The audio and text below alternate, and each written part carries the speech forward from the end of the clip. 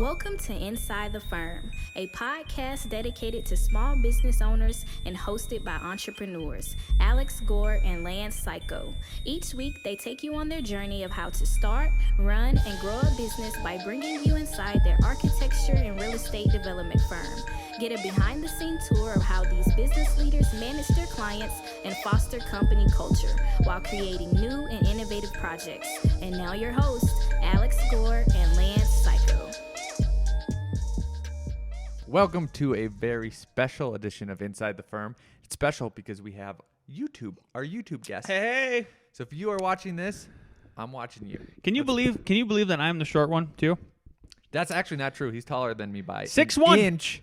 You 6'1" are over here. 6 foot at most. I identify as 6 foot, even though I'm 5'11". Are you really 6'1", or is your 6'1" like my 6 foot? All right. Do you remember when we first started the firm and your apartment was above mine? Yeah. And I was into stretching. And remember, I Yep, proved, you were a lot. And I proved to my now ex-wife that I could grow. I was still growing. And Wow. So then I literally went to the doctor. Just because you wanted to. Yep. I hate being wrong, right? So I proved then I went to the doctor and I go, hey, I've been following your advice and stretching a lot because my knees were doing something weird. Okay. And I go, it's a little like now I'm 6'1", and he's like, oh yeah, you can do that. He's like, you can stretch yourself. Time out. Were you confirmed 6 foot, and then 6'1"? Yes. Okay. I buy that. All I'm going to do is stretch from now on. All I'm going to do. You know who really needs to stretch? Nick Renard. Yeah, We all know that. he's got to really stretch it out. Besides that, let's say I agree with you, but I know you haven't stretched in a long time, so you're probably back to 6 foot. Yep, you're probably back to 6 foot. Honestly, Sitting a lot on the boat too. yeah. I feel So like you're that's probably shrinking me. You're probably back to 6. That's probably true. 100%. What do you got for us? I'll tell you what I got. I would like to thank our number one sponsor on this podcast. As you know, it is A.R.E. And if you, with 2121 well underway and trade shows still weighing physical exhibitions, I really hope we at some point this summer we can start getting back to going to exhibitions and trade shows and all that good stuff. It is time to start planning how you're going to get your continuing education credits this year. A.R.E. can help, Al. Did you know that? I did know that. With manufacturer products, specifications, CAD, BIM, and A.R.E. provides a list of over 150 manufacturers with accredited courses. It's just another free resource A.R.E. provides to make your life a little easier. So start earning those credits at arcat.com/CES. That's ARCAT.com/CES. Okay, you want to know what's cool? I do. I've been making some business decisions while you've been fishing. Wow. And That's a lot of decisions then. And I'll tell you why. So you actually have no say in this because I already made the deal with 2 guys in our firm. So, but you should know about it since you co-run the business. Wow. I was watching this guy on YouTube. It's the Swedish investor. He has a lot of cool videos. Just thought that I would do it because it's about business books and things like that. And one of the books that he reviewed was Common Stocks and Uncommon Profits. And this guy the author is Philip Fisher. Yep. He has 15 points checklist to look into a stock to decide if it's a common stock with uncommon profits. And First, step 1, go to Reddit, right? Wall Street Bets, Reddit. Well, when he was talking about, how to investigate what's going on, and then he talked about, different things, and I think he mentioned the Swedish investor mentioned Reddit, not Reddit, yeah. But the reason why it was cool was evaluate your own firm on these 15 points. Oh, interesting. Look at you. Evaluate your own firm on these 15 points. So here's some, and this is what led me to this challenge that I'm going to invite all the listeners and viewers in on also. Does your company have an above average sales organization? What is your sales organization? Is it just you as a single person, right? Does it have a healthy profit margin? Does it have outstanding executive relationships, right? does the company have depth to its management? He goes, what is your bench? This is what the Swedish investor said. I go, oh, bench. I like that idea. What is your bench? Yeah. Meaning, like, if we have to pull somebody off the bench or like a basket. Is that what you're making the analogy? Think about the depth to your management. I like this. So one of the things that we've always had at our firm is like, we want everyone to become architects. I don't know what the statistic is. If it's like 20, let's say you're in an architecture firm over 5 people. Let's just make that up, right? Or 10 people. What's the architect to just drafters to people get you project managers on their way? It seems like it's like 20%. Sure. I'll go with your made up statistic. Okay. We want it to be like 90%. Yeah. Like, Bob is on your job. Oh, he's just a drafter? Not really. He's actually an architect also, you know? And I thought, wouldn't it be awesome if our management bench also passed the contractor's test? Multiple people. So there's one person in our firm, brought it to up in the morning. He's a tall fellow, tall drink of water. Yep. You might know him. And he's been studying for basically 8 months for all these tests. And I asked him, I go, how long have you been studying? 8 months. I go, what's one more week? Like, what are you getting at? What are you getting at? I go, I will give you the study materials. Only 1 week. Here's the deal. You study just as much as you studied for those other tests. Only for 1 week longer right after you're done with your tests. I'll give you the materials. I'll pay for the test. And if you pass the test, I'll give you $200. Slash F9 will. I'm not giving him $200. F9 will give him $200. Yeah. Right? Yeah. Then the other person that's already an architect in our office, the tall person said, hey, ask him too. So I told the other person, I'll make the same deal with you. He's like, I am in on this. Wow, that's cool. Yep. So going back, I think, and they asked, you know, like, oh, do we have to be, you know, contractors? What's all this other stuff? No, you just take the test. Yeah, we're not asking you to get licensed. We're just saying take the test. Yep. And there's a couple things in it for everyone. One is you'll be better at knowing where to go in the IBC. Oh, I keep saying that over and over again. Yep. About that. Yep. Plus, your bench will be better. And I think it's overall the worst case scenario. The worst case scenario is you gain some more money. I mean, gain some more knowledge. That's the worst case scenario is you gain some more knowledge, right? Mm-hmm. So if you want to be on this deal, here's the deal. All the listeners can be on this Interesting. deal. And I'm going to give you some information on how to do it. If you send me a past contractor test. Which one? B, what license? B, you could do C2. Okay, But- C or B? C or B, right? Okay. A, I don't think A. In California is slightly different. I will give you $100 discount on our architect to builder course. Nice. Or listen to this. If you buy the course, I will send you $100 check. Oh man, look at this guy. It's going to be signed by Al Gore. And well, it's going to be signed by Al Gore. And here's the reason, right? Here's Yep. my thought process. What if you go to your boss and you say, hey, what do you think about us building some projects? Like, I'm on the fence. Okay, there's a couple steps to do, right? And you would already know the test. Got to take the contractor's test. Yep. You could take this course, blah, blah, blah. And you could either preempt it and say, I've already taken the contractor's test and passed it. So now we only have to do, you know, a couple of these other steps. Or you could say, hey, if I take responsibility and take the contractor's test and pay for it, will you pay for this course? Most owners will probably say yes, right? Or they'll dive in, you know, like, hey, what's in it? They'll be asking in nice ways, what's in it for us, right?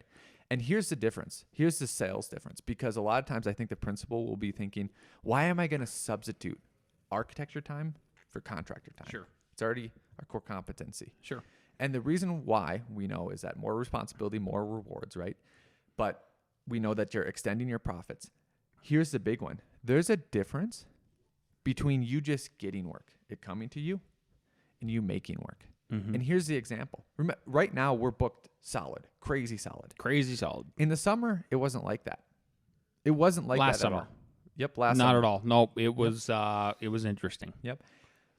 We were still profitable and still working because we expanded into construction Yes. and extended those Yes. projects, right? I know civil engineers that were in the same boat, and other architecture firms. but they didn't have that contractor. So they just sat there. Like literally, they might have upped their marketing, but what? They just sit there and they're at the whims of the market. Whims of the market. So here's the difference. Make the market. Here's the difference, Mr. Bossman, to pay for this architecture builder course, right? Yes, you're exchanging some of my time, right? But what happens if there's another recession, another COVID, another thing like that? And all of a sudden the difference now is architecture projects stop, but now you have 1, 2, 3, 4, 5 construction projects that are now floating your firm. How excited would you be? How happy would you be that we took that step now? Yeah. To have those during those times. It's literally making a better base for your firm. Mm-hmm. That's what you're doing, and that's how you got to think about it. Awesome. So if you pass the contractor's test and want that discount applied to the course or a check sent to you, email me your past test results at akg@f9productions.com. Boom. And then, here's how you study. Let's just go over it. Give yourself a week. If you want to be more sure, give yourself 2 weeks. Study at 2 to 3 hours a day. Go to, let me find the website. It is icc-exam.com. You're finding the F12 National Standard General Building Contractors Test. It's $79, right? You pay for that PDF and it gives you a whole bunch of questions, right? And then you go to, I'll put the links in the show notes, but man, do you remember Prometric? Prometric is who we have down here. Yep. That's where you schedule the test. Yep. And you can also schedule the test to do it remotely too. So if you don't want to go in, you don't have to go to a place. all of our staff has been taking remote tests. It's pretty interesting that you have to get like a special camera, and then it does a 360 degree view of your room. You have to show them, in certain ways that like, hey, I don't have any extra pencils or whatever, and that's all legit. Yep. So anyways, do that. Yes, you're paying some up front, but you do not get rewards without risk. You just don't. And then all of a sudden you become a more valuable employee, because who are they going to lay off? The person just doing architecture work that's dried off, or the one that has grown their base and made them stable during financial crisis? Think about it. Come on. Think about it. Who are you going to lay off? Yep. Not that person. Yep. That's it. Coupon codes also. Let's say you don't want to do any of that, but you want to get into the course because you want to start knowing the process. architectsguide2.com. This is our Architects to Builder course, architectsguide2.com. You can always use the promo code capital ITH for inside the ITF for inside the firm, right? And that should get you 10% off. If you are listening to this right now until Sunday on 3/14, you can use the code word insider, all capital letters, insider, and you get 25% off. That's just early bird special kind of stuff. Booyah. That's all I got. Speaking of construction and contractors, home construction may hit skids as new supply shortage looms. Bam, bam, bam. Bum, bum, bum. So this article came across my desk earlier in the week, and it is so that's the title of the article: Home construction may hit skids as new supply shortage looms. Google it if you want to. It's on Fox Business. A shortage of a critical part used to build basements in new homes threatens to bring construction to a standstill, delivering the latest blow to an industry that has been squeezed by rising mortgage rates and a lumber deficiency. Number one, I would like to say this idea that an industry that has been squeezed by rising mortgage rates. That's not true. Well, they are rising now, but it has put a damper on refis. But let's put this in perspective, people. You're still under 4%. And the way they're printing money, it's basically free money at this point. If you can buy a house and have the equity go up. So that's just a side note. But back to the article. Flat steel form ties, a small piece of metal that ties together aluminum panels that make up the walls, allowing builders to pour concrete between, are in short supply due to a number of factors, including just-in-time inventory, tariffs on imports, and the supply chain impacts of COVID-19. This is a perfect storm of events and factors, not unlike other material shortages that are being pressed by the continued record pace of residential construction, said Jim Beatty, executive director of the Concrete Foundations Association, a trade organization for the residential concrete industry. CFA is spearheading an unprecedented collaboration effort to offer as many solutions as possible to ensure minimal disruption to the marketplace while also maintaining quality and construction worker safety. Isn't it crazy how much pieces go together? And one of those pieces falling could disrupt everything. For example, let's say everyone who makes nails, let's say they merged into one nail company. Sure. And Nails.com. Nails.com. And for some reason they had a mess up, or they decided to close during COVID, and like nails are gone. No more nails. Like they just stop. And that's one of 5,000 building materials that can just completely shut down everything. There is a segment of this article that kind of leans into what is the alternative, right? The part costs about $1. What's that? Rubber bands. Rubber bands. The part costs about $1, but is essential for building any home with a basement or crawl space. Skilled construction crews could switch to an insulated concrete form, but not many are trained to do so. I see it. About 24% of U.S. homes built in 2019 had a partial or full basement, according to the National Association of Home Builders. 14% had a crawl space. This could be catastrophic, says Tom Woods. Not Tom Woods, the guy I like, but a different one. A 55-year industry veteran and founder of Woods Construction Homes, a Blue Springs, Missouri-based home builder. If you don't pour any basements or walls, then you're not going to build any houses, which is true. Contractors are facing wall tie rations of 1 pallet per week. Why did this jump all over now? Which can build about 10 average-sized homes. These supplies could fall to zero over the next few weeks. The shortage in particular is worrisome as it comes at a time when the weather is warming up, allowing builders to begin pouring foundations as the ground thaws from its winter freeze. There is no clear picture as to how long this is going to last, said Sean Woods, president of Ashlar Homes, a builder that specializes in homes costing between $250,000 and $350,000 in the Kansas City area. None of the three largest U.S. home builders, Lennar Corp, Toll Brothers, and D.R. Horton, responded to Fox Business's request for comment. While low supplies of wall ties are a near-term headwind for the industry, home builders are dealing with a lumber shortage that has driven up prices by 180%, adding about $30,000 to the cost of a smaller-sized home. And boy, oh boy, do I have some anecdotal evidence of this. All right. Which is technically empirical evidence because I just got bids in, and that's in my next segment, actually. The surge in lumber prices is really going to start becoming an issue, said Jerry Howard, CEO of the National Association of Home Builders. He notes, price increases have resulted in lost contracts. No kidding! Yeah. And declining housing projects. Shortages of cabinets, appliances, and vinyl to extrude windows have all posed problems for builders this year. As an 80% jump in copper prices. If that's not enough, though, builders are now facing the burden. By the way, Glenn Beck was talking about the copper shortage a long time ago this summer, and if you didn't get in on some of the copper stocks at that point, I feel sorry for you. I did. It's working out pretty well. Yeah. If that's not enough, builders are now facing the burden of higher mortgage rates. Blah blah blah. So again, the rate on a 30-year fixed mortgage climbed to a 7-year month high of 3.23%. Oh no, nothing. That's nothing. Your mom and dad, what was it, like 17, 19? 19? That's 19. Insane. But housing 1990s. prices, yeah. In the week ended blah blah blah blah, record low. So anyway, But even perspective, go back 5 years. If you were under 4, you were good. 3.75 was decent 4 years ago. Yep. Okay, here's I love this conclusion, though, because this conclusion is correct. Rising mortgage rates and rising lumber prices will take some of the steam off of the super hot housing market, said Dr. Lawrence Yun, chief economist at the National Association of Realtors. While rising mortgage rates, higher lumber prices, and the wall tie shortage all serve as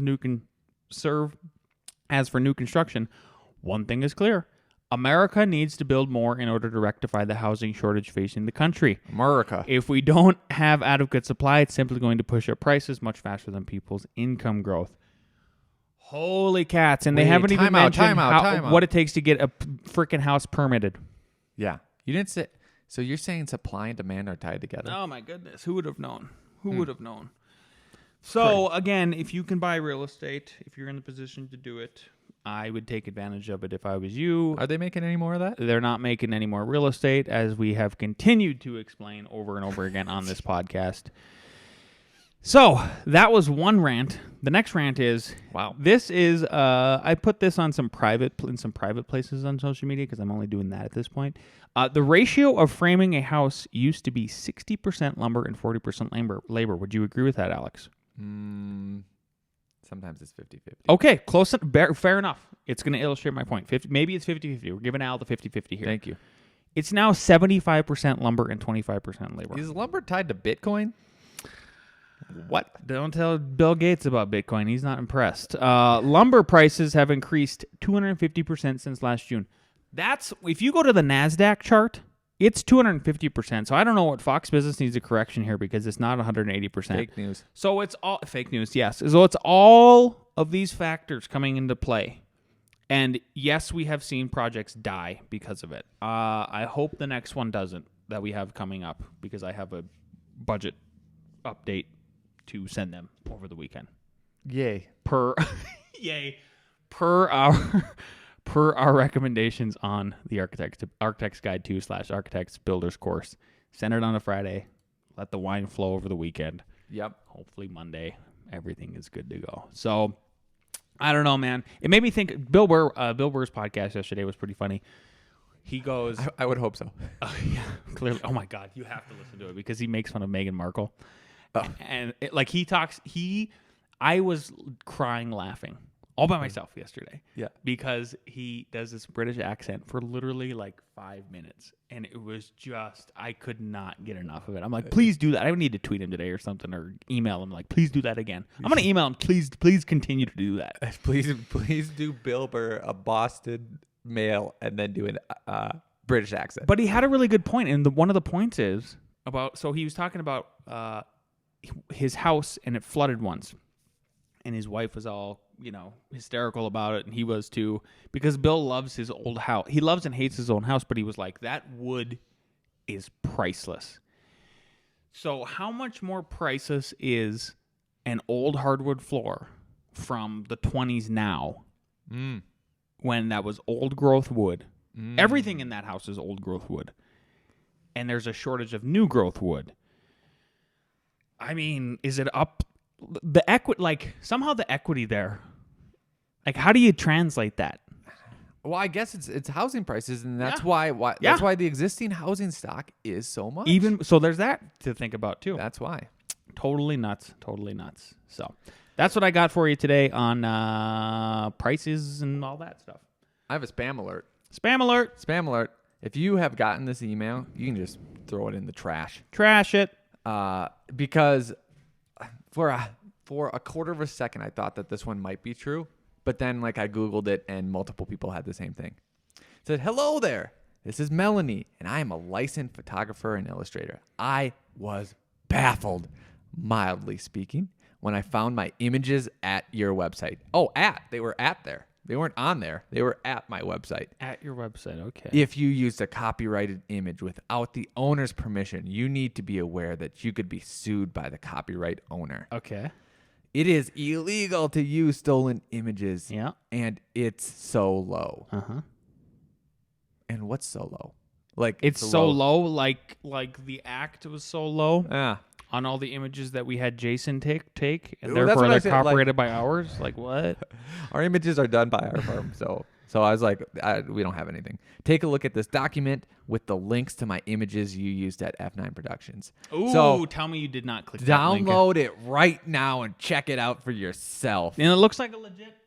It does look like a legit Google email. download file. Huh. If you do not get rid of these images mentioned in the above filed within the next couple of days, I will file a complaint against you to your hosting provider, letting them know that my copyrights have been severely infringed and I'm trying to protect my intellectual property. And if that doesn't work, you may be pretty damn sure I'm going to report You gotta be kidding me. You gotta be kidding me. And you won't receive a second notice from me. That's the same thing has been all over the place. So watch out for that. Yeah, they're just trying to scare you. Don't be scared. Don't click. Don't click on You know who makes me not scared? Who? Nick. I feel love in my heart when you say that name. All right, well let's make the audience also not scared and give a little Nick with Nick Reads. Hello, best friends. I hope you all had a great week this week. A reading from Montana. Life is too short to wake up in the morning with regrets. So love the people who treat you right, forgive the ones who don't, and believe that everything happens for a reason. If you get a chance, take it. If it changes your life, let it. Nobody said it would be easy. They just promised it would be worth it. And will you succeed? Yes, indeed. Yes, indeed. 98.75% guaranteed. Dr. Seuss. Toodles. Thanks, Nick. You were great. I appreciate it. Yeah. But let's bring down the team for A.R.E. Jeopardy.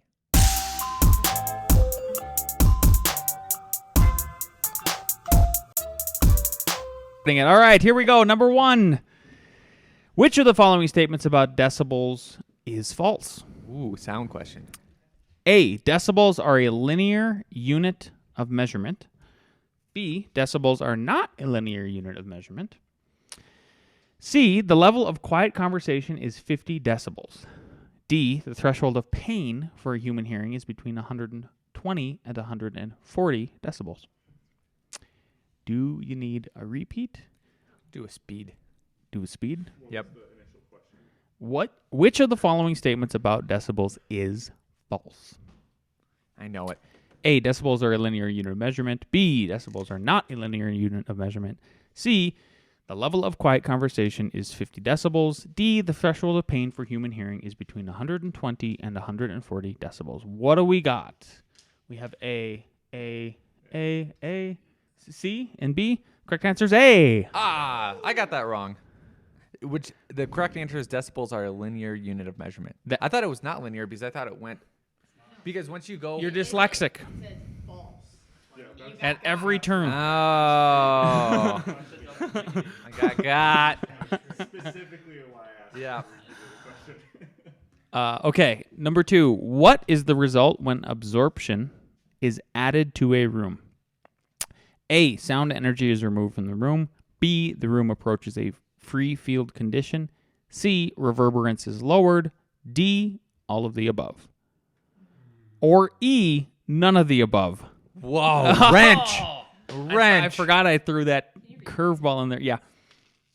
What is the result when absorption is added to a room? A. Sound energy is removed from the room. B. The room approaches a free field condition. C. Reverberance is lowered. D. All of the above. Or E. None of the above. We got D. We have C. C. D. C. The correct answer is D. All of the above. Whoa. Wow. All right. What do we got for a score? Show me what we got here. 2, 1, 1, 1, 1. Goose egg. All right. Question 3. A room may be considered a portion of another room if blank area of the common wall is open and provides an opening 1/10 of the floor area with at least 25 square Oh my feet. goodness. So it's this is it. So you're looking for what if a room is blank area of a of the common wall is open. What area of the common wall is open? Is it A, 1/3, B, 1/4, C, 30%, D, 1/2? So how much of that wall needs to be open for the rooms to be considered a portion of another rules? And the rest of it was just, it has to at least be 1/10 of the floor area and at least 25 square feet. That's what it's saying. All right, Reebs. Half is D, D, D, C, D. It is D, 1/2. Nice. 1/2. All right. In the same section, I think we are in section 12. I was looking up.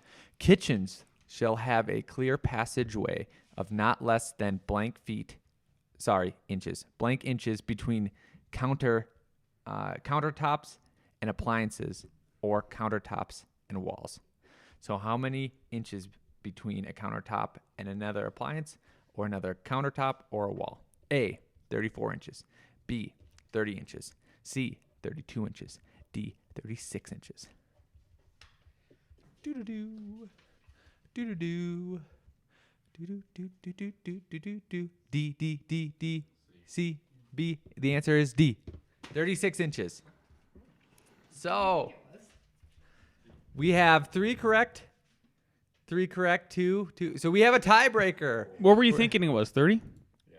I was thinking that too. Yep. Okay. Mark's going to come in with a tiebreaker. He's going to be on YouTube, everyone. Oh, I didn't even know that. Are you ready? Eat the mic. All right. If brass and aluminum plates are connected by a passivated 304 stainless steel bolt, both the brass and aluminum will corrode where they touch the stainless steel. The, either aluminum or brass, will corrode more heavily due to it being a greater anode or cathode. Two-part question? Two-parter. Missed the first part. Close? Nope. So Interesting. aluminum or brass will corrode more heavily because whichever one it is a greater anode or cathode. Ross has it right. Okay, so what is the answer?